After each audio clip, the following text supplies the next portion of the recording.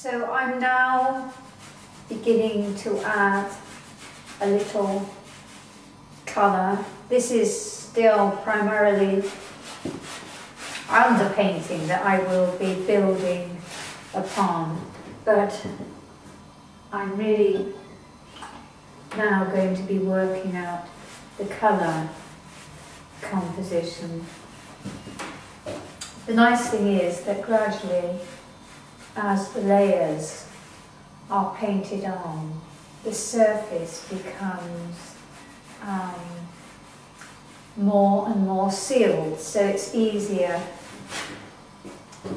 later on to paint because the surface won't be so absorbent then, whereas at the moment the gesso that the canvas surface is primed with is quite thirsty, it's absorbent, and that's good for making marks onto it, but not so easy for building up a well finished surface on which to paint finer detail. As you can see, I'm here with my mixed pot of paint, and this enables me, especially in these initial stages, to cover fairly big areas without having to keep mixing up on a palette. I prefer to mix jars of the paint, and then as I work into it I will add form with the colour as well as with the tone. You can see that it takes quite a lot of scrubbing in to that sort of gessoed canvas surface.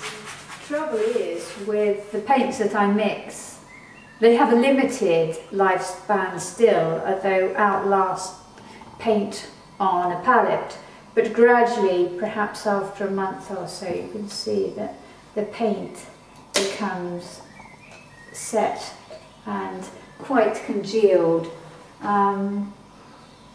Eventually, as you can see with this pot, the top almost becomes sealed as the paint dries, and there's just a small aperture through which I manage to retrieve the paint on the end of my brush.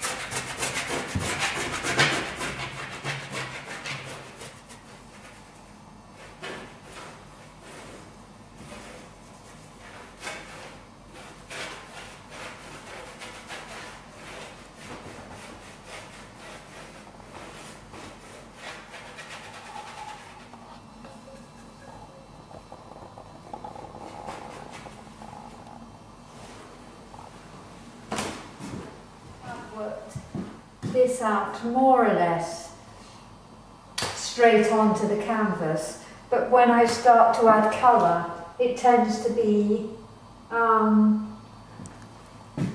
just one area or another that particularly captures my imagination, and that's where I will start. So I've started at the two opposite ends, the two lower corners.